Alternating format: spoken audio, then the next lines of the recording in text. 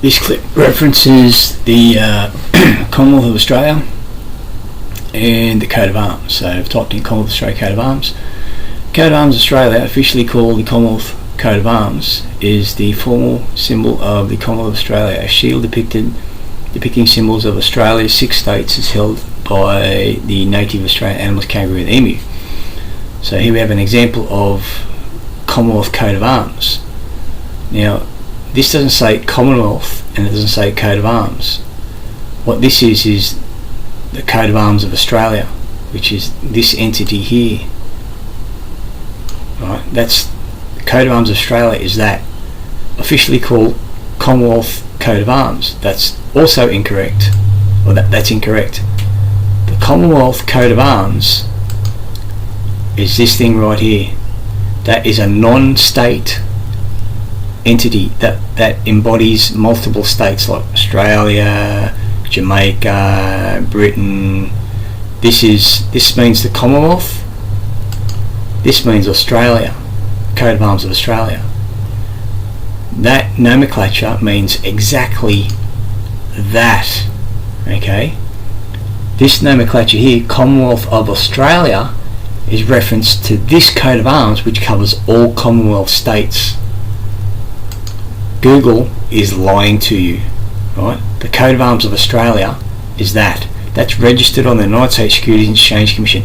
It has nothing to do with the Commonwealth of Australia. So they've switched all the documentation since 1986 with this entity and changed it over to this entity. That's treason. Okay, next one.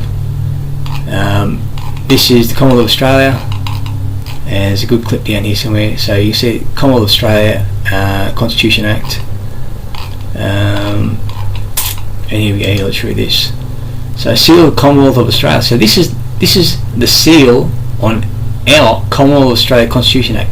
The seal is part of the Constitution and is the only valid seal for any act. Clause 5 states acts and laws made by the Parliament of the Commonwealth under the Constitution shall be binding on the courts, judges, people, every state of every part of the Commonwealth, notwithstanding any So this is the seal of Criminal Code 1995. It is so this Criminal Code 1995 uses this seal, and it is stylised with a seal of a private corporation. It has absolutely no authority. Now, this is not Australia because there's no ACT and there's no Northern Territory. There's the ACT, that's the monarchy. There's the green stone of Judah. There's Asher in chains, Simeon, and there's Simeon. So these are the 2 symbols for Simeon, right? It says the Queen. Well, the problem with the Queen is that precludes any male. Now, you'll see here it says this shield depicts the 6 states. What happened to the Northern Territory and ACT? Okay, now let's find out why it happened. Okay, so if we look at, although the High Court of Australia was established in 1901, Section 71 of the Constitution, the appointment of the first bench had to wait passage of the Judiciary Act. So that's Judaic right there. They take the A out here because they're putting an A-R-Y here. Phonetically it wouldn't sound right. So Judaic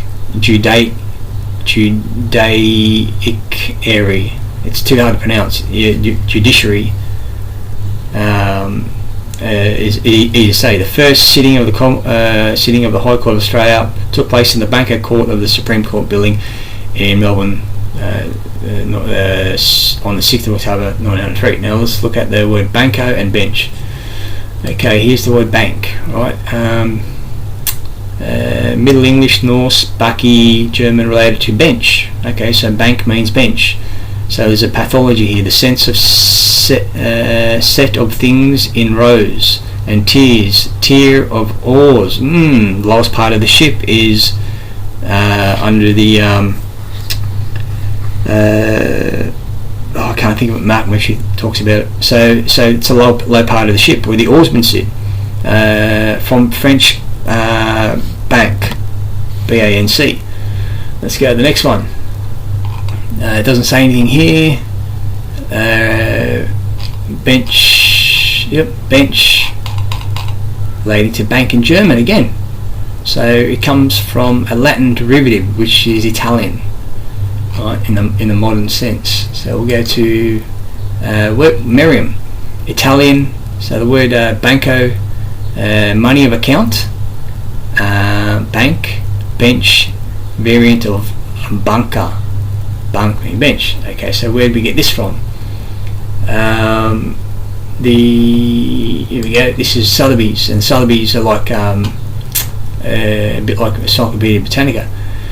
The commercial success of Italian Jews in this period was aided by the same factor that prevailed elsewhere in systematic exclusion of Jews from certain traditions, coupled with the ecclesiastical approval. So no one can lend money except for Jews, right? They can't lend it to themselves, but they can lend. They can't lend it with interest to themselves, but they can lend to other people. Coupled with the ecclesiastical approval of Jewish money lending, many central and northern Italian cities found themselves on the issue of charters to wealthy Jewish individuals to serve non-loans. So essentially, what's going on is the up here it talks about the Renaissance period, empire. Wasting your time. Anyway, so you can look this up. I'll put the links in there. But this talks about the Renaissance period. I watched this amazing documentary by this anthropologist, and he talked about how the Renaissance period, a historian who talked about the Renaissance period, was funded essentially by the Vatican allowing the Jews in the ghetto to lend money, and they did it by setting up a bench, right? And they got the capo, and here's the gown, right? So there's your gown, there's your cap. Now let's go to ABC. ABC. So this is the problem. So Whitlam was sacked by Sir John Kerr, and it talks about fake news and all the rest of it right here. But then it says here are the 5 facts you need to know. This is actual recorded history. So there was a money supply crisis, and the Liberals were blocking the money supply crisis, and Whitlam was trying to. I'll read it. In the weeks before Whitlam's dismissal, the Senate was frozen. The Liberals' opposition to starving the government, the Liberal opposition was starving the government of funds by repeatedly deferring the vote on money bills, creating money supply crisis. In response, Whitlam created a half Senate. Governor John Kerr agreed and was exchanging a draft document with Whitlam. It was already been announced on the ABC. A Liberal coalition had used the same strategy, blocking the government in response to Whitlam had consulted the Governor General Hasluck, had called the election. The money bills were passed, and the election was called. The sequence was about to be repeated in 1985. Instead, Kerr ambushed Whitlam and dismissed him. He's going to call another election again, and then Kerr ambushed him and sacked him. Kerr's second dismissal. After Kerr sacked Whitlam, the House of Representatives met in the afternoon. Kerr's newly appointed Prime Minister Malcolm Fraser was defeated, no confidence. By the afternoon, the Senate passed a supply resolution to resolve the crisis. So this guy's aiding the Liberals, trying to stop money being created to create these problems. The next Speaker of the House advised the Governor General. The House had no confidence in the Fraser government. Kerr simply refused. So the next Speaker of the House advised they had no confidence in the Fraser government, or Fraser, because it was a Whitlam government. Kerr simply refused to see the Speaker or receive the motion of no confidence. In short, he rejected the democratic role of the House of Representatives, making and unmaking in the making and unmaking government. This, argues historian Jenny Hocking, was Kerr's second dismissal from Parliament. Kerr believes that the green light from Buckingham Palace. Kerr recently released papers showing the seeking of advice using reserve powers to dismiss Whitlam long before he's previously received. So there's papers showing that he intended to do this long before any of this happened. This included consultation with Charles, Queen, and Queen's Private Secretary Martin Charteris.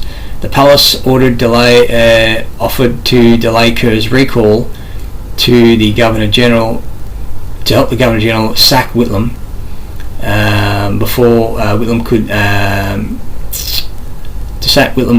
could sack him. The Palace offered to delay Kerr's recall. Whitlam was trying to have Kerr recalled, and the Palace delayed his recall so Kerr could sack Whitlam. The Palace didn't counsel Kerr to consult with Whitlam, nor did they contact Kerr to this as Kerr took this as green light. Sorry, one sec. come on, don't turn off what I'm using, And so, former Liberal Senator Reg Withers recently revealed. So, former Liberal Senator Reg Withers recently revealed that Kerr had already decided to act against Whitlam in the weeks before November 11, and Fraser was aware of this. So, it was collusion in utter disregard about, because he wouldn't sack him unless he'd organised someone to replace him. Utter disregard for the Constitution, political conventions. The pair were in secret phone contact weeks before the dismissal. The deception around this was sustained for decades. Now this is amazing. 2 High Court justices secretly advised Kerr. They're supposed to be impartial. In an egregious breach of separation of powers, Chief Justice Garfield Berwick and attorney and Anthony Mason advised how to dismiss the government. That is the conflict right there. So if you look here, they brought the banking system into the courts in 1901 through the Judiciary Act. Right now, Kerr's paper showed Mason secretly advised him for months leading up to dismissal, and both during and after. So Mason was advising Kerr on how to sack the government. Mason even drafted a letter of dismissal for Kerr for Whitlam. Mason's central role was unknown before this release of Kerr's papers. Kerr and Berwick, Barwick is this Chief Justice and Kerr was the Governor General. A former Liberal minister colluded to deceive the public. By focusing attention on Barwick, they shielded Mason from public view. So Barwick was out in the open, and Mason was secretly undermining the government. So an egregious breach of separation of powers, Chief Justice Berwick and Anthony Mason advised how to dismiss a government. That's the judiciary committing treason. Now here is the red, here is the white, and here is the capo. Okay, and they use this to hide the ears, right? So eyes to see and ears to hear. Now this all happened.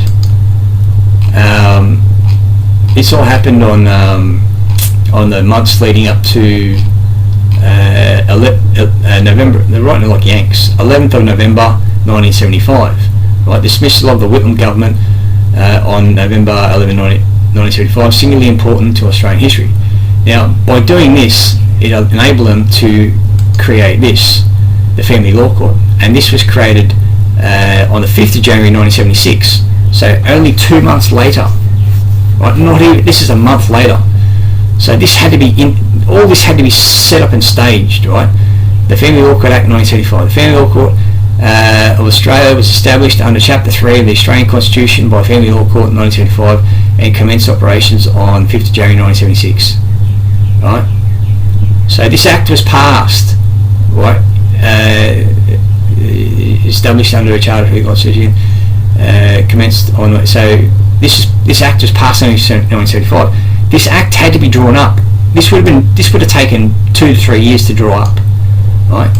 This would have taken 2 to 3 years to draw it up, right? Maybe a team of many in maybe 3 months, but the Family Law Court Act had to get drawn up, and then it took a whole year to roll out buildings and get staged.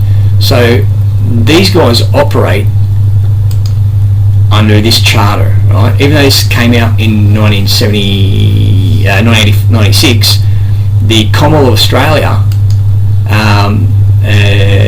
there was an entity registered on the United Securities Exchange Commission in, I think it was 1933, right? Freemasons like they're 33. Right, so this is to cannibalise everyone in Australia. They incorporated everyone, right? And they did it through this system. Although the High Court of Australia was established in 1901 by Section 71 of the Constitution to approve the appointment of a bank, had to wait until the passage of the Bankers Act, the Judiciary Act. The first sitting of the High Court took place in the Banco Court of the Supreme Court Building, Melbourne, on 6th November 1903. Now they issue financial fines, financial bonds, financial warrants, and they float them on the ASX. X is Romulus 10, so SA10, Satan, it's your adversary, and they're called CINS, CINS, and they're traded internationally, right? And basically, that's me done.